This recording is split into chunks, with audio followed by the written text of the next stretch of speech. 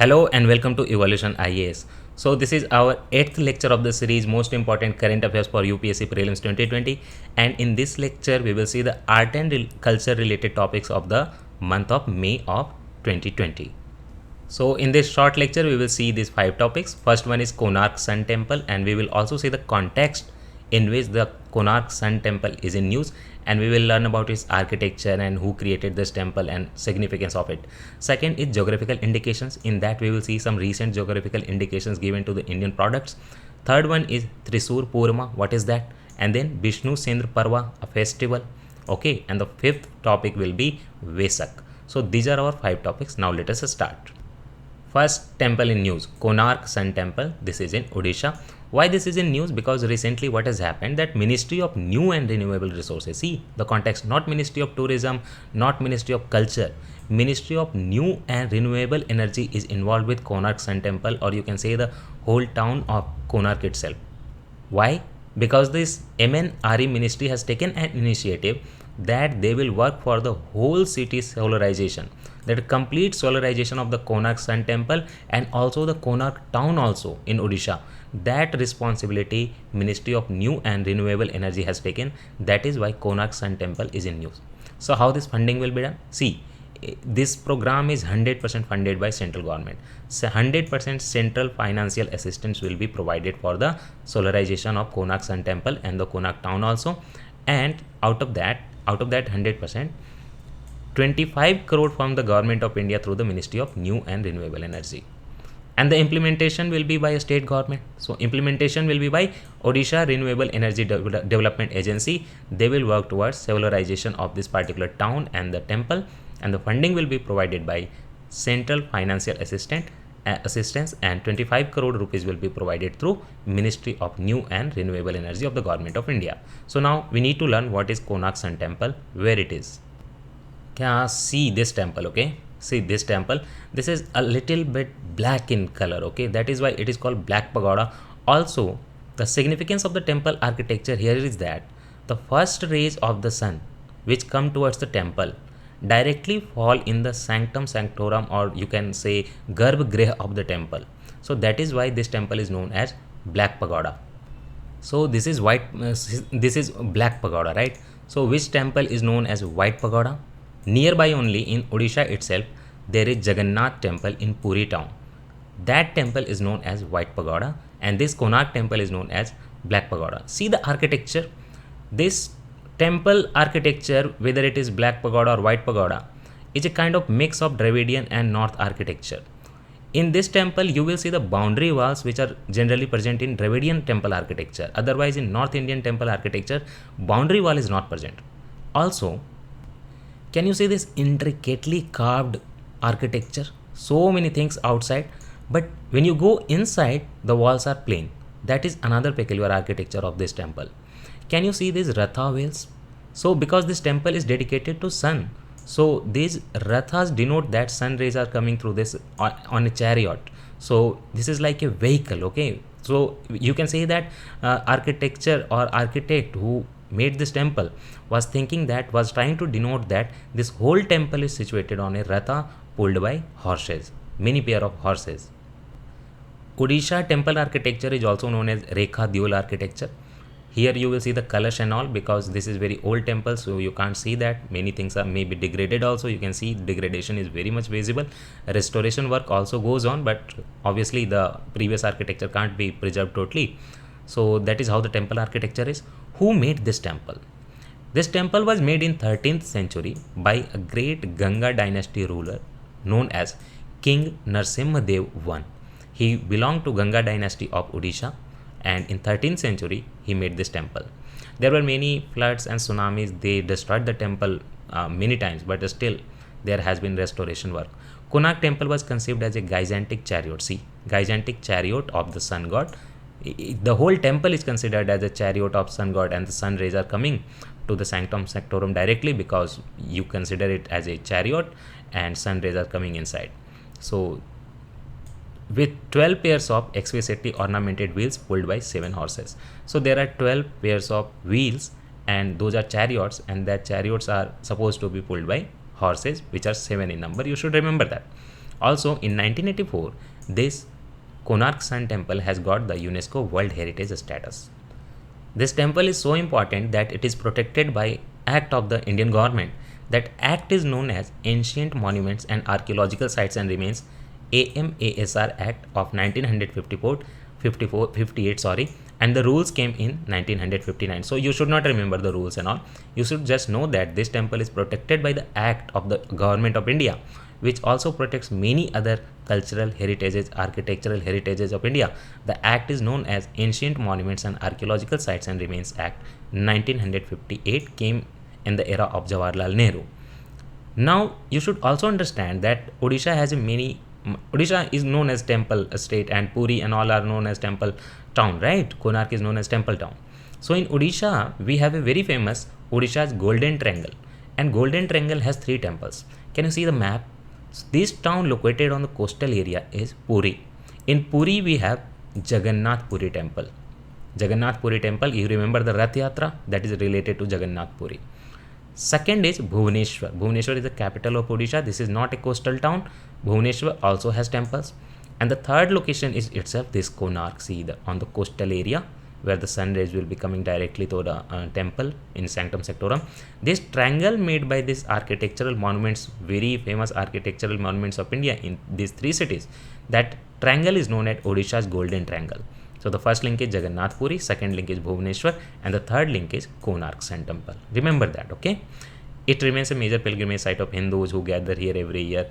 Every year they gather in the month of February, around the month of February, and a Mela is conducted. That Mela is known as Chandrabhaga Mela. Chandrabhaga Mela, okay? Now let us start with our second topic, geographical indication GI tag. Recently GI tags have been awarded to multiple products. Some of the products we will see, but before that we need to know what is GI tag. GI tag, geographical indication tag. Tag itself says that it is a tag, or it is a insignia, or it is a recognition given to products which products are having a unique geographical origin. For example, a tea coming from Assam, a tea coming from Darjeeling, and with centuries they have evolved with regard to a special quality and their reputation and their attributes. So there are many products in India, hundreds of them, that have got the GI tag, but we should remember the recent ones only and the very famous ones. So what does this tag do? Suppose a product is getting this tag, so this will be for that location only. For example, a tea coming from Assam, the seller of that tea cannot put a GI tag that this is a Darjeeling tea. No, he cannot say that. So this is somehow, it will conserve the culture, conserve the product, and will give the economic benefit to the local population who have been conserving this product since years and hundreds of years. And the product authenticity is also approved in this way. For example, tea coming from Darjeeling, people know that Darjeeling tea has a good quality than Assam tea. And maybe someone will be liking Assam tea, so they will go for the Assam tea. So that mark of authenticity comes through this GI tag, and it also ensures that registered authorized users, or at least those residing inside the geographical territory, they are allowed to use the product names. For example, Banaras silk, Banaras sari. So only those people who are producing Banaras sari from Banaras, they can put the GI tag, not from the Ooty, not from the Jammu and Kashmir, okay? GI tag is governed by Geographical Indications of Goods Registration and Protection Act. The act came in 1999. So this GI tag is having a background. That background is Geographical Indications of Goods Act 1999, and the GI tag is given by Geographical Indications Registry of the Chennai. And where is this Geographical Indications Registry? In which organization? Can you comment me and tell me under which ministry, which department this Geographical Indications Registry comes? Office is in Chennai, fine, but which ministry, which department? So our first GI tag goes to Chakhao. What is Chakhao? This is not tea, okay? Don't consider it a tea or chai. Chakhao. Chakhao is a rice. And when you see this, you will believe that it is a lentil or something, dal or something, but no, this is rice. See, this is black colored rice. This rice comes from Manipur. Celebrated during the festivals, people eat it during the celebrations. And can you see after cooking, it looks somewhat sticky? So that is the nature of this rice. It looks sticky, right, after cooking. And that's a stickiness Stickiness only gives it the product you make after the rice cooking. That product is known as chak hao kheer, because very sticky in nature, so almost like a kheer. Chak hao is a scented glutinous sticky rice. Okay, this is very much glutinous first of all, just like wheat, and also this is scented and this is sticky. Scented, okay, scented, many rice are scented actually. So this is very peculiar because this is black in color, and it has been cultivated in Manipur over centuries. I told you one criteria, that the tradition or the product should be there in that geographical location from centuries. So this is cultivated in Manipur from centuries, and the main characteristic why people like it is not its color, not a stickiness, that is its a special aroma. Rice is black in color, and the cooking time is 40 to 45 minutes, because there is a presence of fibrous bran layer. You know the rice bran, so rice has a bran layer, but this bran layer in this rice, in chak hao rice, is very fibrous, and also crude fiber content is present. So for that, cooking time is almost 1 hour, or you can say that 40 to 45 minutes. And people of Manipur have been eating this rice during community fest, because this is a very special rice, aromatic rice, and this is served as chak hao kheer. Okay. Also, the other significance of this rice is that many medical practitioners of Ayurveda and other jadi booty, you can say that traditional medical practitioners are using this rice as a traditional medicine. So that is why this rice is very important. This rice has recently got the GI tag from the Indian government. Which department? You have to say. Next product is very beautiful, that is Gorakhpur terracotta. Can you see these images? Elephant. So see, you can see the main focus is on elephant. The first image is also having elephant, the second image is also having Ganesha and elephant, you can say the mix of that. So what is that? You can see this is terracotta. Okay, terracotta, that means made from earth. Okay, soil, you can say that clay craftsman is known as terracotta. They will bake this soil and then make it. So there are temple architecture also, terracotta architecture in Assam, Guwahati. Yesterday I told you Kamakhya temple is a terracotta architecture. Terracotta work of Gorakhpur is a centuries old traditional art form. First of all, those who don't know, Gorakhpur is present in eastern Uttar Pradesh. This is a centuries old traditional art form, and this is very surprising that this particular product is getting GI tag so late. It should have been given earlier only. Entire work is done with bare hands. Okay, there is no potter wheel. Entire work is done with bare hands, and very simple technique but very intelligent technique. See the clay for this handicrafts or art craft, the clay has a different name only. The clay is called Kabis clay, and Kabis clay will be found in only some of villages Aurangabad. You don't need to know the name of the villages, but these particular 3 villages only produce that clay. And also during the entire year you can't find this clay is found only in the month of May and June. Why? Because rest of the year that pond will be filled with the water, so you can't extract that clay. When this monsoon is not coming and there is summer, so this pond will get devoid of water, and then you can reach at the bottom of the pond, and extract that clay, which clay is known as Cabis clay. And by using Cabis clay with bare hands, you make this terracotta figurines, and that is called Gorakhpur terracotta art. Also, these potters do not use any color at all. They only take the clay structure made and dip that in a mixture of soda and mango tree barks. Okay, and then they bake it. Very simple.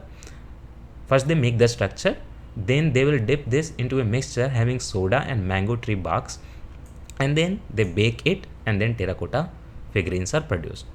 And still that red color you are seeing, that does not fade for years. And major products they are producing through this craftsmanship: Howdah elephants, okay, and horse, deer, camel figurines, 5-faced Ganesha, single-faced Ganesha, which is already in this image, elephant table, chandeliers, hanging bells, etc. Next topic is also very sad in a way, that Kashmir saffron has got the GI tag just now. This should also have been given a GI tag very early. But anyway, Kashmir saffron, you can see this is saffron and these are plants. See, harvesting is being done. Anyway, it is cultivated in Kareva's lands. What is Kareva land? In Jammu and Kashmir, on the highlands, you have Kareva land.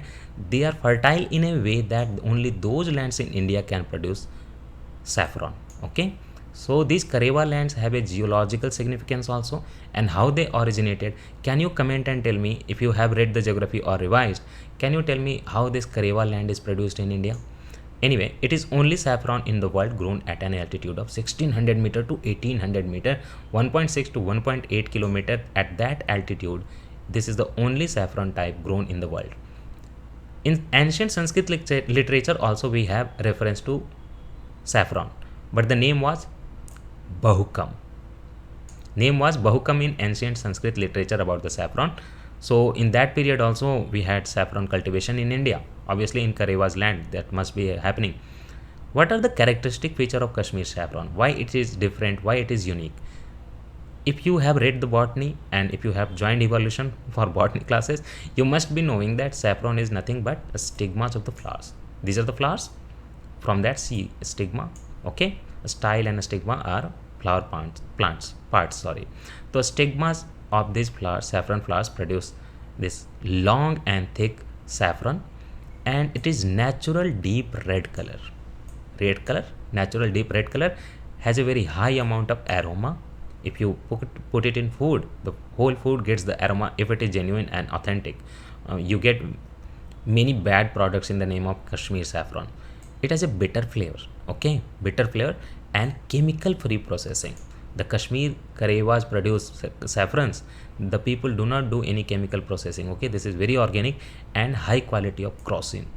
Crocin is what? Crocin gives the coloring strength of, if you put this saffron in food, that will get the color. So that color is because of crocin.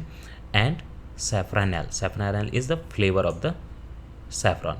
And last thing, the chemical component is picrocrocin. Picrocrocin gives the bitterness. I told you already that it has a bitter flavor, so the bitter flavor is coming through picrocrocin. So three natural chemicals present in this saffron. For the color it has crocin, for the flavor it has saffronal, and for the bitterness it has picrocrocin. Also, Kashmir saffron is known not only one type, it has three types. One is Gucci, one is Lacha, and one is Mongra saffron. In whole world, Iran produces the largest amount of saffron, and India, very proudly you can say, India is the second largest saffron producing country in the world. Now the next topic is very sweet. Why? From the southern Tamil Nadu, we have this sweet dish, or in North India you call it chikki, right? So chikki in southern Tamil Nadu, kadlai mithai. Yeah, I think mithai is for mithai only. So this product, Kovilpatti kadlai mithai, you can see the peanuts and the jaggery. That is how this product is made. This product also has got the GI tag after a very long struggle. It is a candy, okay, candy made of peanuts held together with glistening syrup. You can see that. That is how this is joined, right? The peanuts, and topped with wisp of grated coconut dyed pink. Anything in Tamil Nadu and Kerala will get somehow a bit of coconut. So the the topping is done with grated coconut dyed pink, green and yellow. That is how this product gets the topping and coloring. It is made using all natural ingredients, such as the traditional and special vellum. In South, vellum is jaggery. Jaggery is what you know as good, right? So vellum, jaggery, and groundnuts for the peanuts, jaggery for the joining material, vellum, and sweetness also. And also, very especially, the water they use to make this Kovilai Kadalai Mithai is coming only from one river, that is Thamir Barani in the production. And Thamir Barani water somehow has a special property that taste is enhanced by using this water. So that is how your North Indian chikki in the South India's southern Tamil Nadu, particularly Kovilpatti Kadalai Mithai, has got the GI tag. Our next topic is Sohrai Khowar painting. First of all, I tell you what is Sohrai. Before telling about this painting, I will go about this Sohrai. See, Sohrai is a harvest festival celebrated by many tribes of the Jharkhand. I also come from Jharkhand state of India, so I know about this. Sohrai festival is celebrated by many tribal people of India, many tribes, and that harvest festival coincides with Diwali. Okay, during that traditional Sohrai festival, the tribal women will do the mural painting. Mural painting is wall painting around their houses and around their public places, they will do the mural painting, and that mural painting is known as Sohrai Khowar painting. That is how it is a traditional and ritualistic. Ritualistic why? Because during the Sohrai festival, traditional and ritualistic mural art being practiced by local tribal women in the area of Hazaribagh district of Jharkhand. It is done during local harvest festival and also during the marriage seasons using local naturally available soil of different colors. These three paintings, 1, 2, 3, these are your first topic, Sohrai Khowar painting. You can see these are mural paintings, the big paintings. Second topic is, these have got the GI tag, okay? See, this news came in May 12, 2020 in the Hindu, okay? Second is Telia Rumal of Telangana. If you know a little bit of Hindi and maybe it is Telugu word also, so this is Tel, right? Tel, that is how Telia word. So what is the technique? Can you see the cloth making? This is this embroidery and all. So this cloth making, before that you need the yarn. In the yarn itself they will do some oiling, natural oiling. That is how this technique is known as Telia Rumal, because they are using tel or oil in the yarn itself on the threads. It involves intricate handmade work with cotton loom. In the cotton loom, cotton yarn, they will do the oiling or Telia thing. So that is why that is known as Telia Rumal of Telangana, displaying a variety of designs and motifs in their three particular color: red, black and white. Very visible. Red, black, white, that is the mix, all of that. This is done with cotton loom and oiling is done. That is why this is known as Telia Rumal, and this is a product coming from Telangana that also has got the GI tag. Next topic is Thrissur Puram. Okay, Thrissur is in Kerala. It is a very good temple town. You will see many temples. In that Thrissur, we have this particular temple, Vada Kumanthan temple in Thrissur. 200 years ago, there was a ruler of Kochi who in Thrissur started this Thrissur Puram or festival. That ruler was Sakthan Thampuran. 200 years ago, he started this tradition. So that tradition is known as Thrissur Puram. What is that? This is a post-harvest festival, and in Malayalam month of Medam, this is celebrated, and in English months, Medam will fall in April to May and celebrated only in Thrissur. In this and this event was started by Sakthan Thampuran, and festival related events takes place at only this temple. Okay, you see Vada Kumanathan temple, Thrissur. And why this is in news? Because of COVID lockdown, corona pandemic, without any grand celebration this event was conducted. Otherwise, see the congregation, the amount of people, you can see that. Thrissur Puram is one of the biggest temple festivals of Kerala, and it has been in fact in tradition since last 200 years because of this ruler of the Kochi. Our next festival or next topic is Bishnu Sendra Parva. Bishnu Sendra Parva. Okay, this is a festival of tribals of Jharkhand and also the adjoining border areas which touch with Jharkhand, Odisha and West Bengal. You know, Jharkhand, Odisha and West Bengal have a triangle touching. So the many tribals are situated or present in all these three states because the borders are adjoining. They are celebrating this Bishnu Sendra Parva since a long time, in the historical context since a long time, and they used to sacrifice animals and had this as a festival meat. But this time, for the first time in our living memory, it has happened that because of complete lockdown across the state in Jharkhand, Odisha and West Bengal, not even a single animal was killed. So this is not important to know that animal was killed or not. What you should remember is that tribes of Jharkhand, Odisha and West Bengal have a festival, Bishnu Sendra Parva.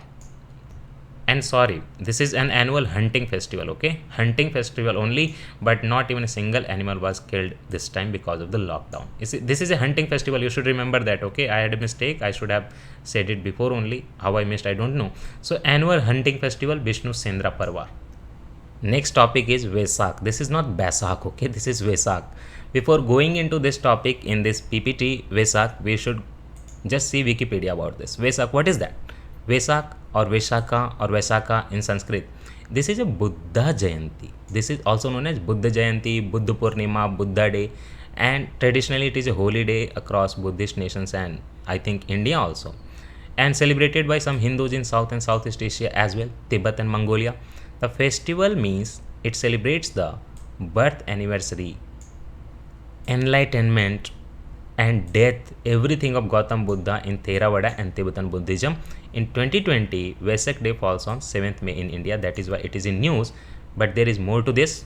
More to this is that this is for the first time probably that Vesak, the day of full moon in the Buddha Purnima, right? This is the day of Purnima or full moon in the month of May is being observed by United Nations on the May 2020. United Nation is celebrating this. That is why this is in news. So you should know that Vesak is related to Buddhism and it falls in May and it is on obviously Buddha Purnima. It is also known as Buddha Purnima and Buddha Day. The day means again the same thing from Wikipedia: enlightenment, death, and parinirvana of Lord Buddha. See, the death of Lord Buddha is known as parinirvana. Okay, enlightenment you already know. In English, you also call enlightenment as Buddhahood. Okay, and birth also. Everything is celebrated on this particular day because Buddhism or Buddhists consider that all of these things in Buddha's life, birth, enlightenment, and parinirvana, everything, all these three events took place on the same day, that is on Buddha Purnima day. Vesak falls on full moon day. Okay, Purnima of the month, Vaishak. Month is Vaishak, that is May. In Hindi calendar, that Vaishak month, that is why it is known as Vesak. Hence, the occasion is referred to as Buddha Purnima in India. Recognition by United Nations. When did it happen? Okay, so I said for the first time, sorry for that. General Assembly, the United Nations General Assembly, one of the 6 principal organizations of the United Nations I told you about in the first lecture. In a resolution in 1999, United Nations General Assembly or UNGA recognized internationally the day of Vesak. It was done to acknowledge the contribution of Buddhism which has made to humanity, that is a message of peace and tranquility and meditation and all also. So that is how our 8th lecture ends. Tomorrow we will start a new topic and we will start from March. We have completed art and culture from the month of March, April and May. We have also completed ranks, indices and reports which came in March, April and May, which are very important topics.